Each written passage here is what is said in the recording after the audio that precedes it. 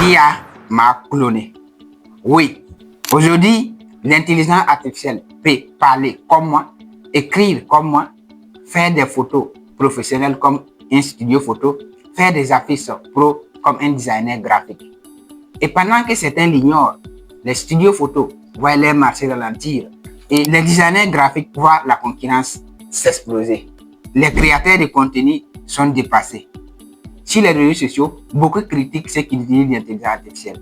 Mais la vérité est que l'intelligence artificielle ne remplace pas l'humain, il remplace les ignorants.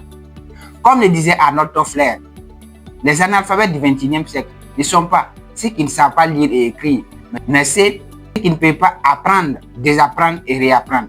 Et moi, je paraphrase Arnold Toffler en disant que les vrais illettrés à partir de 2030 ne seront pas ceux qui ne peuvent pas apprendre, désapprendre et réapprendre, mais ceux qui ne sauront pas utiliser l'intelligence artificielle à leur service.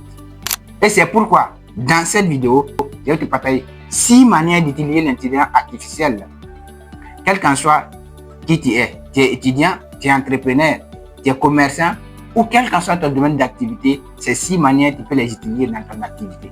Et reste jusqu'à la fin, car la dernière est la plus importante des manières que tu dois savoir pour pouvoir avancer et pouvoir évoluer avec un monde qui est en perpétuel changement et surtout à partir de 2026. Alors si c'est ta première fois de me découvrir à travers cette vidéo, je suis Riz Momidio, un créateur de contenu, un étudiant de la vie et un formateur en anglais. Avant de continuer, abonne-toi si ce n'est pas encore fait, like et active la cloche de notification pour ne plus manquer mes vidéos qui vont se passer ici concernant le dev perso, la motivation, le business et la confiance en soi. Maintenant que c'est fait, ouvre bien ton esprit et on va découvrir ces 6 manières très simples d'utiliser l'intelligence artificielle. La première manière d'utiliser l'intelligence artificielle, c'est celle qui est adaptée aux étudiants et élèves. Alors, si tu es étudiant et élève, tu vas voir cette manière qui pourra te permettre d'utiliser l'intelligence artificielle. Donc, c'est faire des recherches avec l'intelligence artificielle. Ça peut être faire des résumés de tes leçons, des explications bref de tes cours, les plans de dissertation ou bien des exercices que tu ne comprends pas et que tu aimerais corriger, mais tu n'arrives pas à avoir quelqu'un pour te permettre de pouvoir avoir ça. Donc, du coup, quand tu es étudiant, l'IA peut être ton professeur personnel en te permettant de pouvoir résumer tes leçons, de pouvoir aussi avoir des explications simplifiées sur des choses que tu ne comprends pas.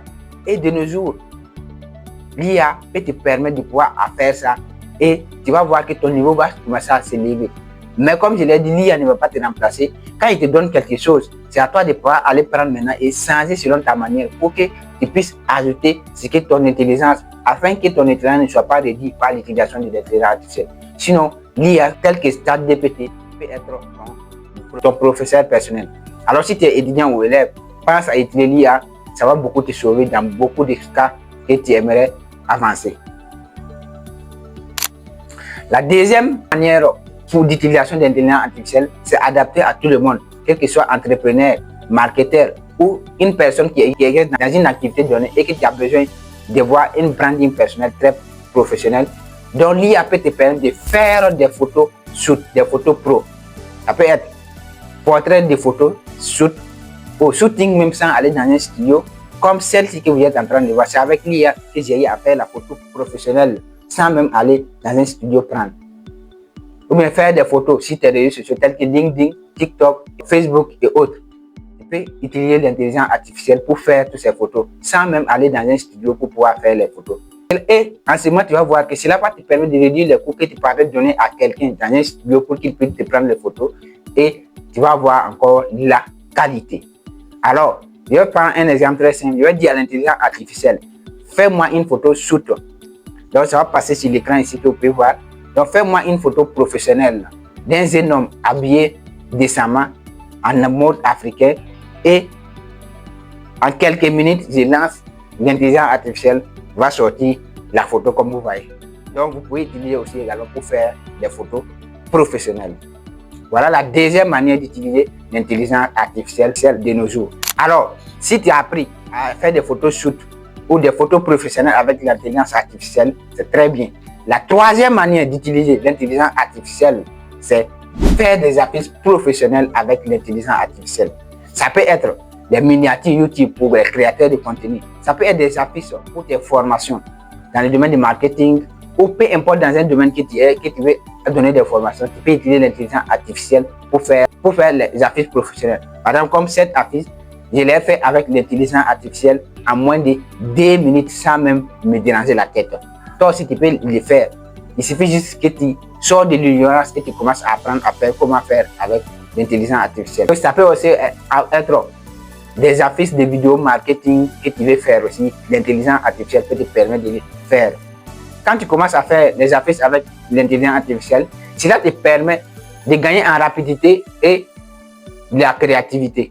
Alors, apprends à utiliser l'intelligence artificielle pour faire tes affiches professionnelles et tu vas voir ça pour pouvoir te sauver. Voici la troisième manière d'utiliser l'intelligence artificielle. Alors, la quatrième manière, c'est une manière adaptée à tout ce qui est entrepreneur ou tous ceux qui sont dans le domaine du marketing. Et cette manière, c'est de rédiger les tests accrocheurs avec l'intelligence artificielle. Et cette intelligence artificielle que moi j'utilise beaucoup, que je te recommande d'utiliser aussi, c'est ChatGPT.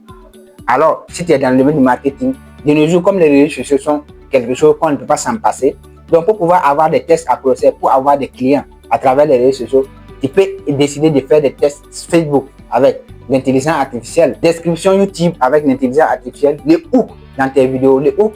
Ça veut dire quoi? C'est ce que tu vas dire, qui va capter l'attention des personnes qui vont suivre ta vidéo. Donc, le hook, tu peux les rédiger avec l'intelligence artificielle. Et les scripts vidéo, c'est-à-dire les scripts vidéo que tu veux faire, tu peux les faire avec l'intelligence artificielle.